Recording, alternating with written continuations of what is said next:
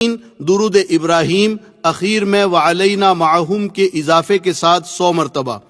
اللہم صلی علی محمد وعلی آل محمد کما صلیت علی ابراہیم وعلی آل ابراہیم انک حمید مجید وعلینا معہم۔ نمبر 4 استغفار جو آپ کو یاد ہو 100 مرتبہ۔ استغفر اللہ ربی من کل ذنب واتوب الیہ۔ اس کے ساتھ قرآن کی تلاوت، مناجات مقبول یا الحزب الاعظم بھی پڑھ سکتے ہیں تو ضرور پڑھیں۔ حضور اکرم صلی اللہ علیہ وسلم سے عرفات میں دودھ پینا ثابت ہے، لہذا سنت کی اتباع میں آپ بھی اگر میسر ہو سکے تو دودھ پی لیں یا کوئی اور چیز کھا پی لیں۔ یہاں پر ایک مسئلہ اچھی طرح سمجھ لیں کہ یوں تو عرفات کا وقت 9 تاریخ کی زوال سے لے کر 10 تاریخ کی صبح صادق تک ہے، یعنی اس درمیان میں کوئی بھی آدمی حج کی نیت سے احرام پہن کر تھوڑی دیر کے لیے بھی عرفات میں آ جائے تو وہ حاجی ہو جائے گا، مگر اس میں مغرب تک رکنا واجب ہے۔ اگر کوئی مغرب سے پہلے عرفات سے نکل جائے گا تو دم لازم ہوگا۔ مزدلفہ کی طرف روانگی۔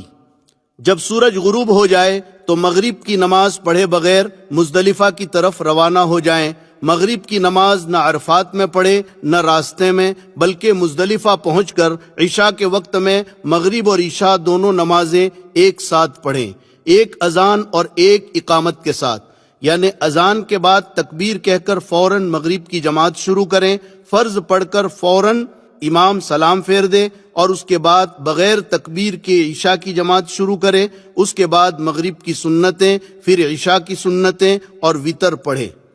مزدلفہ عرفات سے 3 میل پر ایک میدان ہے، یہاں خیمے نہیں لگے ہوتے ہیں۔ یہ رات آپ کو مزدلفہ میں گزارنی ہے۔ یہ رات بڑی عظیم الشان اور بڑی قابل قدر ہے۔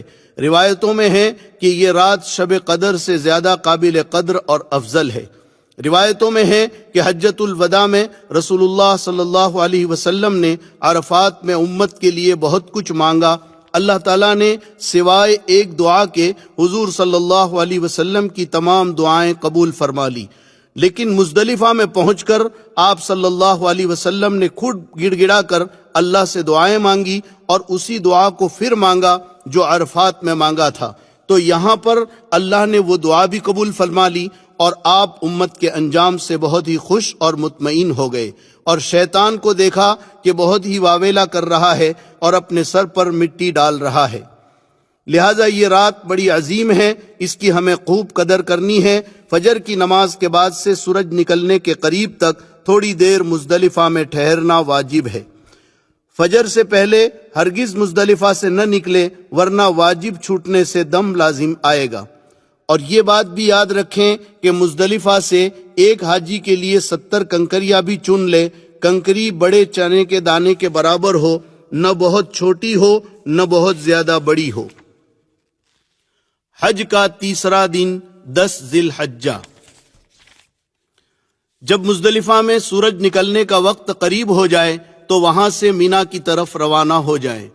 آج 10 ذی الحجہ یعنی قربانی کا دن ہے، عید کا دن ہے۔ حج کی مشغولی کی وجہ سے عید کی نماز اللہ نے حاجیوں سے معاف کر دی ہے۔ آج آپ کو 4 کام کرنے ہیں اور بہت آسان ہیں۔ نمبر 1 جمرات کی رمی یعنی شیطانوں کو کنکریاں مارنا۔ نمبر 2 قربانی۔ نمبر 3 حلق یا قصر یعنی بال منڈوانا یا بال کٹوانا۔ نمبر 4 طواف زیارت۔ 10 ذی الحجہ کا پہلا کام، سب سے پہلے آج آپ کو رمی کرنی ہے، پھر قربانی کرنی ہے، پھر حلق کرنا ہے۔ ان 3 میں ترتیب واجب ہے، اور طواف زیارت 10 کی صبح سے 12 کی مغرب تک کبھی بھی کر سکتے ہیں، ترتیب ضروری نہیں۔ تو آج مینا میں سب سے پہلے جمرہ عقبہ یعنی بڑے شیطان کو 7 کنکریاں مارنا ہے۔ مینا میں 3 جگہوں پر لمبے ستون بنے ہوئے ہیں، ان کو جمرات کہتے ہیں۔ اب اس کی 5 منزلہ عالیشان عمارت بنی ہوئی ہے اور ہر طرف سے آنے والوں کے لیے الگ الگ منزلیں طے کر دیے ہیں۔ داخل ہونے کا راستہ بھی الگ ہے اور نکلنے کا راستہ بھی الگ ہے۔ پہلا جمرہ مسجد خیف کے قریب ہے جس کو جمرہ اولا کہتے ہیں، دوسرا اس سے آگے ہے، اس کو جمرہ وسطیٰ یعنی درمیانی جمرہ کہتے ہیں، تیسرا بالکل مینا کے اخیر میں ہے جس کو جمرہ عقبہ یعنی آخری جمرہ کہتے ہیں۔ آج صرف جمرہ عقبہ یعنی بڑے شیطان کو 7 کنکریاں مارنا ہے، اس کا وقت صبح صادق سے آئندہ کل کی صبح صادق تک ہے، لہٰذا اس میں جلد بازی بالکل نہ کریں، جس وقت سہولت اور آسانی ہو اس وقت ماریں، رات میں بھی مار سکتے ہیں۔ اور ابھی تک جو آپ لبیک پڑھ رہے تھے، بڑے شیطان پر پہلی کنکری کے ساتھ لبیک کا سلسلہ بند کر دیں۔ تو 10 تاریخ کا پہلا کام بڑے شیطان کو 7 کنکریاں مارنا ہے۔ کنکری شہادت کی انگلی اور انگوٹھے سے پکڑیں اور ہر کنکری کے ساتھ یہ دعا پڑھتے جائیں، بسم اللہ اللہ اکبر رغمن للشیطان ورزن للرحمن۔ میں کنکری مارتا ہوں شیطان کو ذلیل کرنے اور رحمان کو راضی کرنے کے لیے۔ اگر پوری دعا یاد نہ ہو تو صرف بسم اللہ اللہ اکبر کہہ کر اپنی زبان میں کہے، شیطان کو ذلیل کرنے اور رحمان کو راضی کرنے کے لیے میں کنکری مارتا ہوں۔ یہ بات ذہن میں رکھیں کہ کنکریاں ستون ہی کو لگنا ضروری نہیں، بلکہ ستون کے اطراف میں بنے ہوئے دائرے میں بھی گر جائے گی تو واجب ادا ہو جائے گا۔ یہ بات بھی اچھی طرح سمجھ لیں کہ ہر کنکری کو الگ الگ مارنا ہے۔ اگر کسی نے غلطی سے یا غصے سے 7 کنکریاں ایک ساتھ مار دی تو یہ ایک ہی کنکری مانی جائے گی، لہذا ایک ایک کنکری الگ الگ ماریں۔ کنکری مارنے کے لیے جب اپنے خیمے سے چلے تو کچھ کنکریاں زیادہ لے کر چلیں تاکہ کوئی کنکری آپ کے ہاتھ سے گر جائے تو کم نہ پڑے، کیونکہ وہاں سے کنکری اٹھانا سخت منع ہے۔ یہ بات بھی اچھی طرح سمجھ لیں کہ کنکریاں کیوں ماری جاتی ہے۔ سیدنا ابراہیم علیہ السلام جب اپنے بیٹے حضرت اسماعیل علیہ السلام کو اللہ کے حکم سے ذبح کرنے کے لیے لے کر چلے تو سب سے پہلے شیطان پہلے جمرے کے پاس ملا اور ذبح کرنے سے روکنا چاہا۔ حضرت ابراہیم علیہ السلام نے 7 کنکریاں ماری تو وہ زمین میں دھس گیا۔ آگے بڑھ کر دوسرے جمرے کے پاس نظر آیا اور ذبح کے ارادے سے روکنا چاہا۔ یہاں بھی حضرت ابراہیم علیہ السلام نے 7 کنکریاں ماری، وہ زمین میں دھس گیا۔ پھر چھوٹے جمرے کی جگہ نظر آیا، یہاں بھی حضرت ابراہیم علیہ السلام نے 7 کنکریاں ماری، وہ زمین میں دھس گیا۔ اللہ تعالیٰ کو اپنے بندے حضرت ابراہیم علیہ السلام کا اخلاص اور عاشقانہ عمل پسند آ گیا تو قیامت تک حاجیوں کو حکم دے دیا کہ تم بھی ان جگہوں پر میرے بندے ابراہیم کی نقل اتارو۔ دوسرے کی طرف سے کنکریاں مارنا کب جائز ہے؟ یہاں ایک مسئلہ سمجھ لیں، بہت سارے لوگ کسی دوسرے کو اپنا وکیل بنا دیتے ہیں، یہ وکیل بنانا کب جائز ہے؟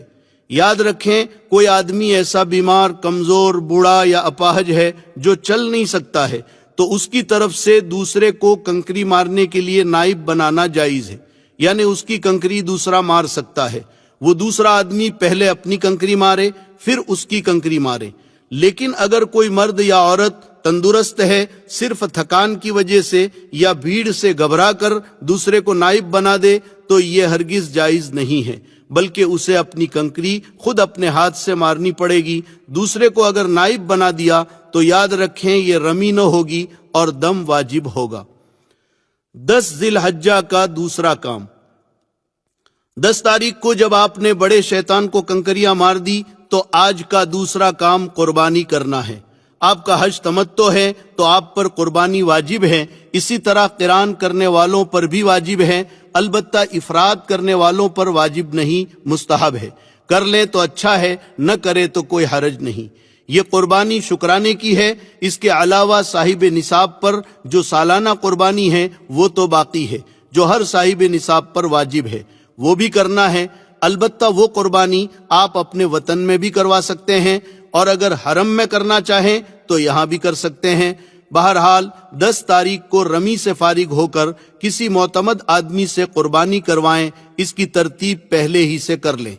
قربانی میں وہاں بہت گڑبڑ ہوتی ہے، لہٰذا اطمینان والے آدمی کو قربانی دے اور اس کا نمبر لے لیں، پھر رمی کر کے اس کو فون کر دیں تاکہ وہ قربانی کر لے، پھر اس کے بعد آپ حلق کریں۔ 10 ذی الحجہ کا تیسرا کام۔ قربانی کے بعد آپ حلق یا قصر کروا لیں۔ حلق یعنی سر کے بال اس طرح سے صاف کرنا اور قصر یعنی سر کے بال قینچی یا مشین سے کاٹنا۔ اس کے بغیر آپ کا احرام نہیں کھلے